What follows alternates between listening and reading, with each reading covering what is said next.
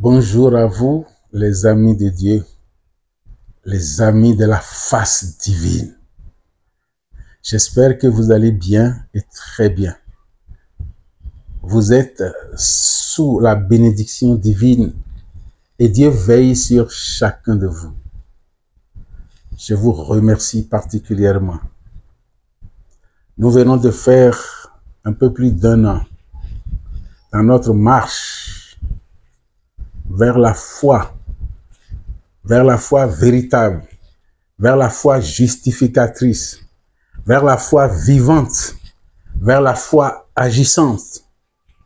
Et nous étions ensemble depuis. Je vous en remercie. Que Dieu vous en bénisse. Les dernières émissions sur Le Seigneur est mon berger, le psaume 23, nous les avons offertes pour célébrer cet anniversaire dans la joie et dans la paix. Nous continuons notre cheminement avec vous. Merci pour votre fidélité. Ce n'est que le commencement. Avec la grâce de Dieu, par la grâce de Dieu, nous allons continuer à vous servir pour que la gloire de l'Éternel se manifeste en chacun de nous. Aujourd'hui, nous allons commencer une série de thèmes qui s'inscrit, cette série, dans ce thème général que nous avons intitulé « Face divine, face humaine ». Face divine, face humaine. Le miracle du mystère de Dieu et de l'homme. C'est ce que nous allons scruter dans ce thème général. Et comme point de dépouillement, cette première émission portera le sous-titre de Miroir divin. Le miroir divin. 2 points, on ne voit pas la face de Dieu. Le miroir divin, on ne voit pas la face de Dieu. Chers amis de la face de Dieu, chers amis de la face divine, chers outils de Dieu, chers miracles de Dieu, chers trophées de Dieu, il est temps qu'on cherche à se connaître un peu, à voir un peu ce qui se trouve caché dans les Écritures saintes, à voir un peu ce qui se trouve caché en chacun de nous. C'est pourquoi nous voulons, dans cette série, commencer par le miracle divin. C'est quoi le miracle divin? C'est qui le miracle divin? Pourquoi ne voit-on pas la face de Dieu? Qu'il vous souvienne, personne ne peut voir la face de Dieu sans mourir. Et nous disons, personne ne peut voir directement la face de Dieu sans mourir. C'est ce que nous allons essayer de scruter. Qui est l'homme?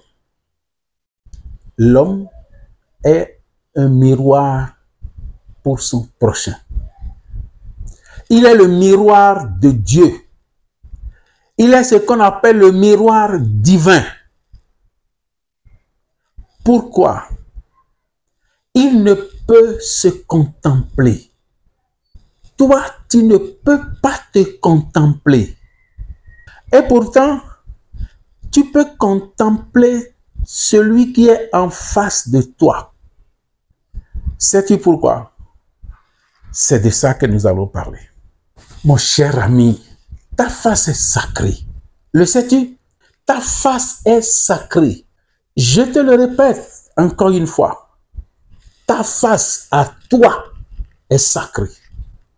C'est parce que ta face est sacrée. C'est parce que ta face est divine que tu ne peux la contempler. Tu ne peux la contempler parce qu'elle est divine. Mais est-ce que tu l'as jamais su? Mais pourquoi tu vois ton corps? Tu vois tes doigts, tes bras, ton pied, tout. Mais tu ne peux pas contempler ta face. Sais-tu ce que c'est? Quand on dit tu ne peux voir la face de Dieu sans mourir, tu sais ce que c'est? Voilà. Cette phrase te donne l'ordre de t'aimer, de te considérer,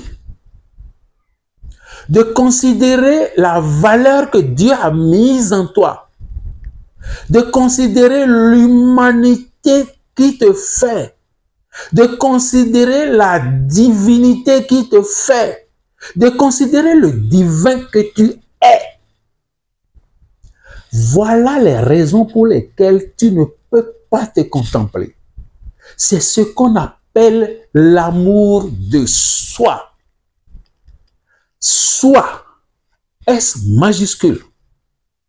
Si tu veux, soi tout en dessiné. Pour que tu commences par te considérer. Pour que tu commences par t'aimer. Jusque-là, tu n'étais jamais vu comme sacré.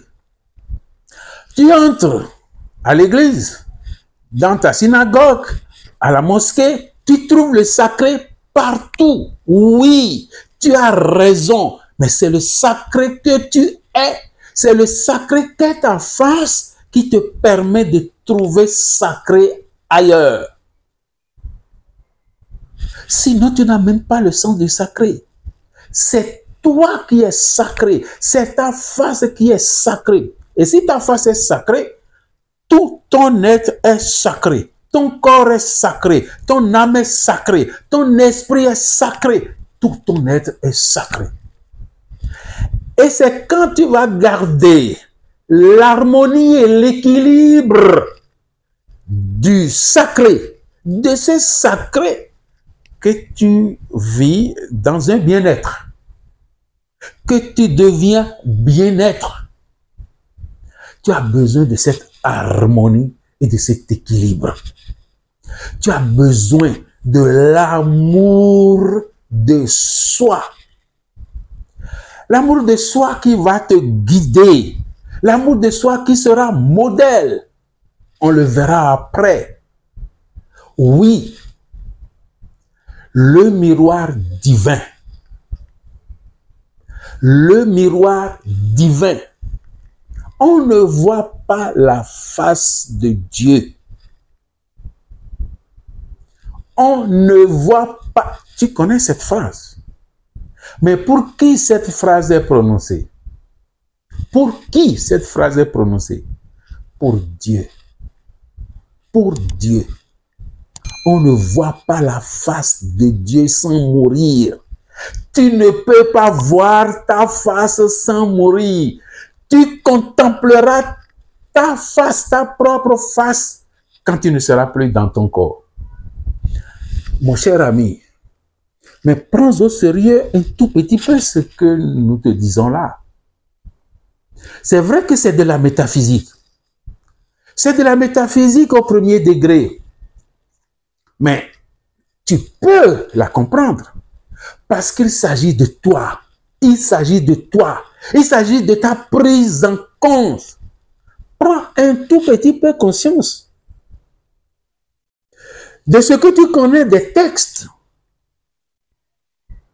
Et ça y est. Aucun texte sacré ne te dévalue. Alors, si je parle de directement te voir, te contempler sans mourir, ça veut dire que tu peux te contempler indirectement en utilisant ce que nous appelons communément miroir. Quand tu regardes dans ton miroir, dans un miroir, tu vois quelqu'un. Tu vois quelqu'un. Tu es Pierre. Tu regardes dans un miroir. Tu vois quelqu'un, tu vois une face. Ta face que tu ne peux pas contempler seul, tu vois ça à travers un miroir. Et tu vois qui? Ne pense pas que c'est toi, Pierre, que tu vois ça. C'est la face de Dieu que tu vois. C'est le reflet de toi. Le reflet de toi, ce n'est pas toi. Le reflet de toi, ce n'est pas toi. Ton reflet n'est pas toi. Ton reflet est Dieu. Et c'est pourquoi tu ne peux pas te contempler directement. Dieu n'est pas bête. Il n'est pas bête. Voilà jusqu'où il a amené l'homme. Et nous aurons l'occasion de voir dans le second titre ce que le Nouveau Testament nous dit par rapport à ça. Ici, nous faisons le constat que l'homme est un miroir divin pour l'homme. Ça nous sert de transition pour tomber sur l'amour de l'autre. Parce que jusque-là, nous parlons de l'amour de soi. Mais qu'est-ce que l'amour de l'autre dit?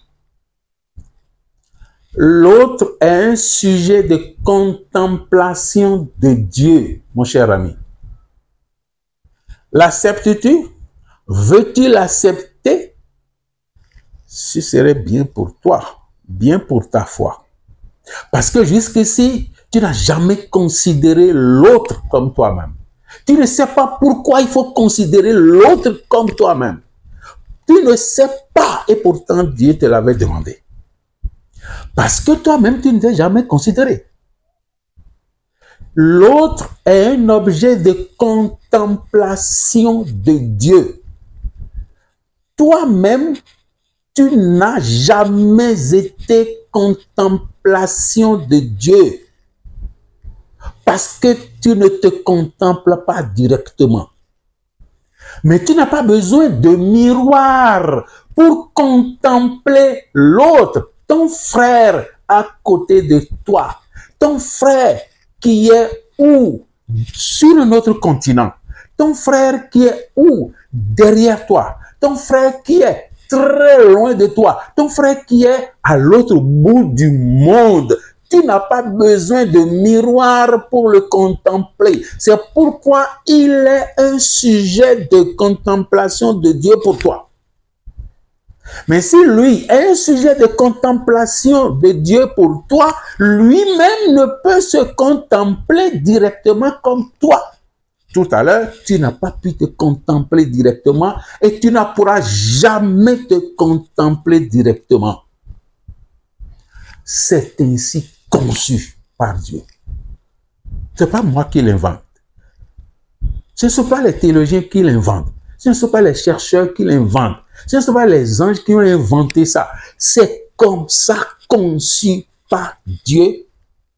Et c'est comme ça dit, apprécié dans toutes les Écritures. Mais pourquoi vous et moi voulons passer à côté de cette réalité métaphysique qui nous honore et qui glorifie Dieu? La gloire de Dieu, c'est l'homme debout. La gloire de Dieu, c'est l'homme debout. C'est l'homme vivant. C'est Irénée qui nous a dit ça. Mais pourquoi ne pas respecter ça? Alors, si l'autre est sujet de contemplation, c'est ça, l'amour du prochain. Parce qu'après l'amour de Dieu, on parle de l'amour de soi. Et après l'amour de soi, on parle de l'amour de l'autre, l'amour du prochain. C'est la hiérarchie. C'est très important. C'est très important. Si donc, je ne peux pas me contempler, tu ne peux pas te contempler.